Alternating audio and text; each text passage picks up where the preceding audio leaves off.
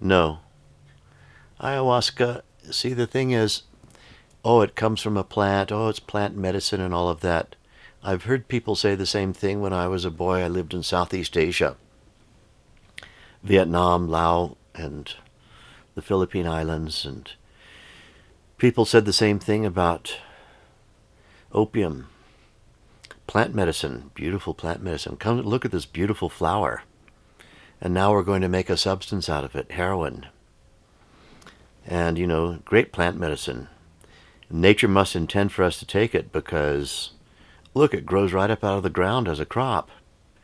And then, you just boil up some of that goop and extract it and stick it in a needle and stick it in your arm, and you're in euphoria. And then, oh, that didn't turn out to be such a good thing to be adding to the physiology. Why should ayahuasca be any different?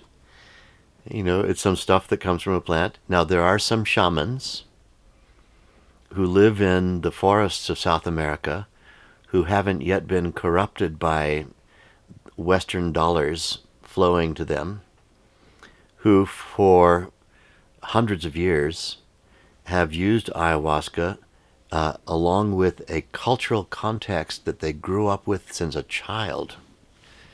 And it fits into their entire picture of the laws of nature in which they live in those forests. Now, then you have ayahuasca, given by Joe, the shaman who took the 20-hour course in shamanism, offering up ayahuasca at the ayahuasca party in downtown Los Angeles. And Joe the shaman hasn't got a clue about the laws of nature of Amazonian Peru. Has never been there, hasn't lived there, and can't even pronounce the words right. And what are we actually doing? Bringing our buckets and our diapers, because there's going to be vomiting and pooping in the pants and things, to the ayahuasca party, where we're going to see some dragon and, have an experience of that being our father or something. We're going to go on a psychedelic trip, and tripping, which is recreational drug use, is not worth it. Why is it not worth it? It creates stress. Why do people poop themselves when they take ayahuasca? It's because pooping yourself is one of the reactions to having a stress experience. Why do people have heart palpitations while they're on ayahuasca? It's because heart palpitations are one of the reactions. It's a stress reaction to having an experience that's overwhelming. Why do people vomit when they take ayahuasca? It's because vomiting, nausea, is a common side effect of having overloads of experience and stress. And so stress is toxic. What happens when we thrust our head into a portal of the subtle world of beings, but we haven't earned it? We haven't yet, in a graded fashion, introduced ourselves into that realm. We're like a party crasher, some goofball who's turned up at a wedding, crashing the party, and, eating all the food and drinking all the drinks and doesn't actually know anybody there. And eventually the bouncers come and throw you out.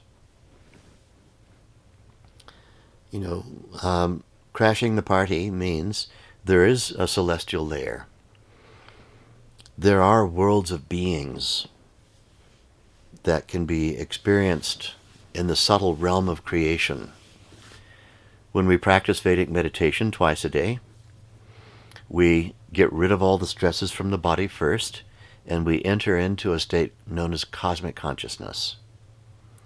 Living life in cosmic consciousness, one begins to develop the natural product of the brain, which in Sanskrit is known as soma. Soma, S-O-M-A, a celestial biochemical produced by your own brain that enhances sensory perception.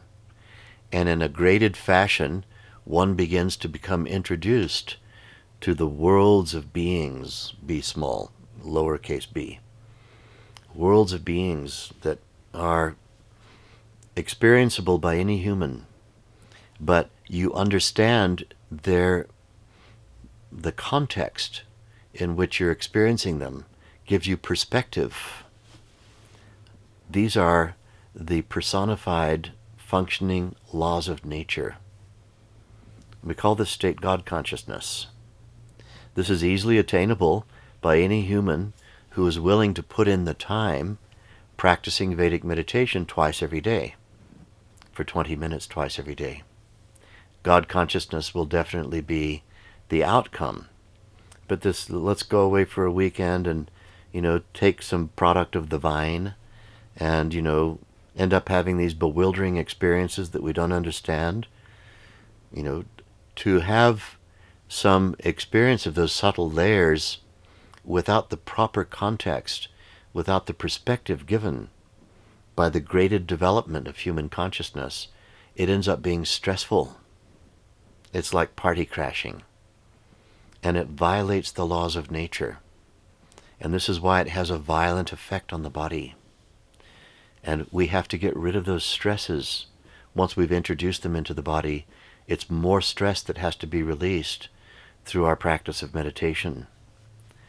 So my attitude to ayahuasca, my attitude to the tribes who know what they're doing but are not introducing it to outsiders, is hail to the knowledge of those great masters of those tribes. But introduction of this to the clueless Westerners who are really genuinely clueless and have no context for experiencing the things that will come from that introduction, better not. It's a mistake. And it's not a functional way to develop a grounding in God consciousness. I've met many hundreds of people who've taken ayahuasca. I've never met one of them that had any valuable insight that they could share with the world, or suddenly it made them a self-sufficient, commanding person who understood how all the laws of nature worked and was a master of all the laws of nature. That's not what I experience. What I hear is I really got sick. And I had all kinds of experiences that I don't understand. And I'm grasping at straws to understand them and making stuff up. Making things up about what it must all mean. Because you're in one state of consciousness when you're on the drug, and it is a drug. When you're on the drug, you're in one state of consciousness. You come off the drug, you're back in the waking state again, grasping at straws, trying to figure out what it all meant. And so this use of outside substances supplants and sublimates our own body's ability to produce these natural brain-produced psychoactive chemicals. We don't want to invite into our physiology exogenous chemicals, that mess around with our interneuronal connections and with our natural neurotransmitters. We need to develop self-sufficiency. You have a pharmacopoeia. That means, a cornucopia of drugs in your brain. Your brain knows how to make things that are not really just drugs. They're neurotransmitters and neuropeptides, and notice how to make all those interneuronal connections. Activate your own brain. Be self-sufficient. No vomiting, no pooping, no weird experiences that you don't understand, no cultural appropriation from Amazonian, Peruvian, and other states of the Amazon people. Let's let those tribal people live their lives, and it's not a good idea to try to mix these cultures in this way. It has a corrupting effect on them too. That's been our experience.